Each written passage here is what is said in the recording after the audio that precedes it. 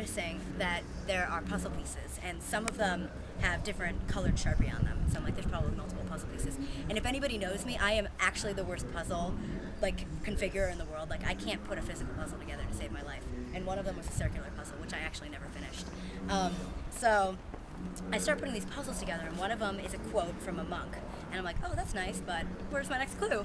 So I start putting together a puzzle with blue Sharpie, and it says, when is the next possible day that you could leave completely open? And I couldn't find the rest of the puzzle pieces after that.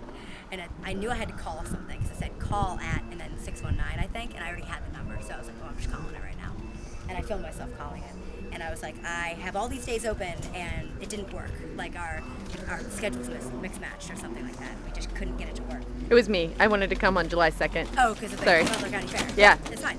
And I was like, well, my boyfriend's going to be here, and I don't know if you need me to be, going somewhere. And, so I was all worried about it. That was, one thing I was... Good pause. That was something I was, super nervous about. I don't know if my boyfriend could be here. I don't know if I'm going to have a car. All these things. So...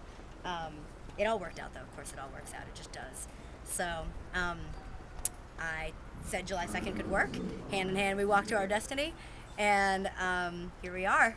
So I had to find a man with brown sandals and say, at the horse, what is it, harness race? I didn't know what that was.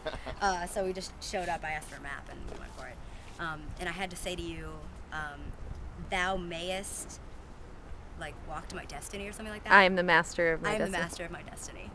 And I was so scared to go up to somebody random, because I was like, they're going to think I'm crazy. That's the point. Yeah, I know. And I have the guts to go up to random people, though, so I don't really care. I just didn't want to go up to somebody who'd be offended. Yeah. Excuse me, So, but once Evan said that there was an orange tape, and I was like, he was probably instructed to sit where the orange tape was. You were sitting on something. I wasn't scared at all. So... yeah. What was your favorite clue? My favorite clue was definitely the T-shirt one. The T-shirt? Definitely one. Because I knew it was a weed out clue. I knew it nobody else would figure it out. Mm-hmm. Shane didn't figure. He never figured it out. Yeah. I started diverging. He was behind. I was gonna ask you, how'd you do that? Yeah. He couldn't find a black light, and I told him I had found one. He was like, I don't want to go talk to that fraternity. So, yeah. So. That's awesome. I know. And which one took you the longest? The T-shirt one. Really? That's why I liked it the most, because I was like. Actually, maybe the First Estate, the Jinja Tumbler one, because we mulled over that for an entire day, trying to think of what it could possibly be. And I was doing history research, thinking I needed to know something about the French Revolution, which I didn't need to know at all. But now I have a great wealth of knowledge. It's cool, isn't it? About the French Revolution. I love the French Revolution. Which fits in with the Fourth Estate, so that's... Totally. Yeah. And tell me about your IC story. How did you get involved with Invisible Children in the first place? How long have you known about it? I got involved with Invisible Children in high school. They came to my school. What school did you go to? Mount Lebanon High School. Oh, no way. Do you know the Bloomlings? No. You don't know Kathy or Tommy Bloomling or No. Tyler Bloomling or... They're such a big school. I know, but they're teachers. Oh, they're teachers? Yeah. What do they teach? I don't remember. He was the soccer coach. He was the PE She was, teacher. yeah, I never had a and, Bloomling. taught I wish I special did, because that would be cool if we had a Yeah, connection. that's okay. But It's my uncle.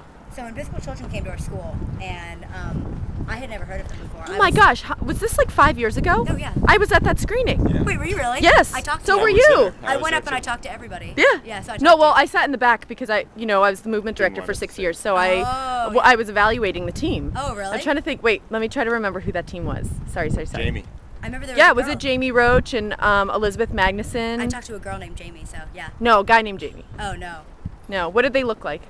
I actually thought that there was somebody from Uganda there, but when I talked to Bobby about it, he said no way. Because There's no way. We didn't bring people until I last know, year. and that's what he said, so I don't know what I'm talking about. Oh. I don't remember. I thought that there was a girl named Jamie that I talked to. You know what there could have been? There's a guy named Peter who goes to Pitt who came around to a couple screenings with us. Yeah. From Uganda. He's in the diaspora.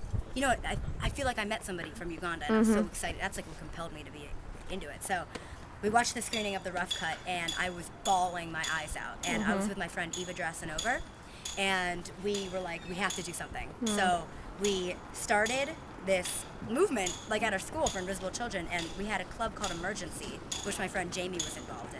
And they started benefiting Invisible Children. We had a concert for them, and Eva and I had an event called Gamble for Uganda, where people came into a church and they all they would spend money for tickets, and then they would get to play games, and then all the money went to Invisible Children. Huh.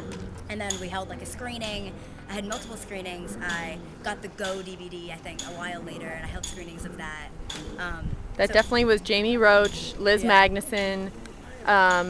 Oh gosh, I can't believe I can't remember this other guy's name. I think his name is Brian. Yeah. Joined Road Trip Nation, and then I feel like there was somebody from Uganda there. So if you know if that was Peter. there probably was, but not with us. Like we probably just brought. Okay. And then Trinika.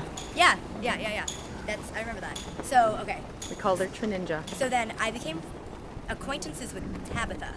Talitha. Talitha, yeah. I used to call her Tabitha. I Yeah. still do clearly. So Talitha, and she gave me her number, and it was like a thing. And I was like so excited. We were going to book a screening, and I got to Allegheny College, and as a freshman, I met Shane Downing. He was in my chemistry class, and he was like, "I'm in ASG, Allegheny Student Government," and I was like, "That sounds kind of cool. I want to do that." And I was like, "Do I get to like have a say in who comes and performs and stuff like that?" And he's like, "Absolutely." So I was like, I started a platform. My platform was I was going to bring Invisible Children as a senator for the sophomore class of 2011. And I run and I ran, and I ran and I won, and I became a senator. And I called Talitha, and she was like, "Yeah, of course you can have a screening." So we booked it, and it was the biggest hit ever. We talked to Parkhurst, who was our like dining services. They made us all this food, and people could scan their cards, and they could give money that way, which was the first time anybody has ever done Whoa. that. And that That's was a like great big idea. deal. Remember that idea. Nobody has cash in Yeah. college, so we would have cupcakes, and everyone would be like, "I don't have $5," you know. So they could scan their card, and that was like it started like this huge thing where everyone was so excited about Invisible Children. We sold the most amount of merchandise on the East Coast, including Boom. Penn State and Pitt. So was this 4 years ago or 3 years? No, you were a sophomore. We were sophomores, So so- that was 3 years ago. East Coast was it Nathan Canning, Yes, Nathan Jalea and Stiles, Jalea, Sarah Chaplin, and Ivory Mobley. Yes, and we housed Nathan's them. going to be here on July 11th. He's Oh, coming to visit me. I have to see him. Yeah. And we housed them. We took them out to eat.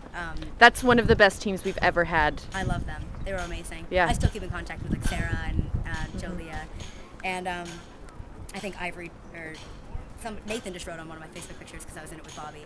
But so anyway, where was I? We had a scavenger hunt for Invisible Children, which is so funny because of That this. is so ironic. Yeah, we had the scavenger hunt where our school is on a hill, and it's like a 40-degree grade. It's huge. And we had 25 teams. Each team had to pay, I think, $50 to participate. And they were given clues, and each of the senators for ASG were in different parts of the campus, and they had to run around campus, get the clues, and whoever came back first, we had like a budget for it, so we had these Visa gift cards for $100, $75, and $50, and whoever won would get $100, $75, and $50 in Respectively, order, yeah. Respectively. So it was the hugest hit ever. I mean, scavenger hunts were popping up all over the place after we did this event, and we raised like $625 just in entry fees for this like event, and altogether I think we raised $3,800 for Boom. Invisible Children during that event. It was huge. I mean, it was just huge. We felt great about it, and the rescue was happening right after that, so it was like perfect timing for our screening. We booked buses, we took everybody down to Pittsburgh, we slept outside, people underestimated the weather and brought sheets and were freezing cold all night. Like, it was hilarious, and they woke us up with like, Segunya, like, Yeah. it was, like, hilarious, and we loved it. Everyone was so sunburned, and then we had finals. It was just like the greatest experience. We all became so close. And then, what other Invisible Children stuff? Okay, so the 25 event.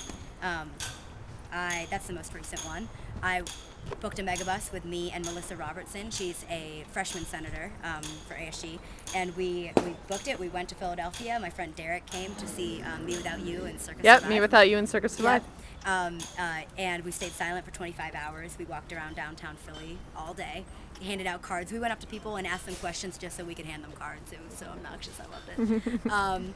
And we went to the event, had the time of our lives, met amazing people. I met other people who were doing the scavenger hunt, and I was much farther than them. And I realized that their numbers were 35, and they started 3 months after me. And so I was like, there's not a lot of people doing this, really. So I was very excited about that. You know what I want to see is you Yeah. opening your Opening prize. that. Yeah. Well, that's the end of my story. Are you ready? Are you ready? Yeah, I don't know what it is. Have you been I've been wondering about looking this. forward to it? Yes, I've been like extremely excited. Okay, I'm doing it. me put this. How many months of work has this been? I think it was 4 or 5 months of work. I mean, it wasn't even work because I loved it so much. It's just, I'm a little bit nervous right now. Oh, hold on.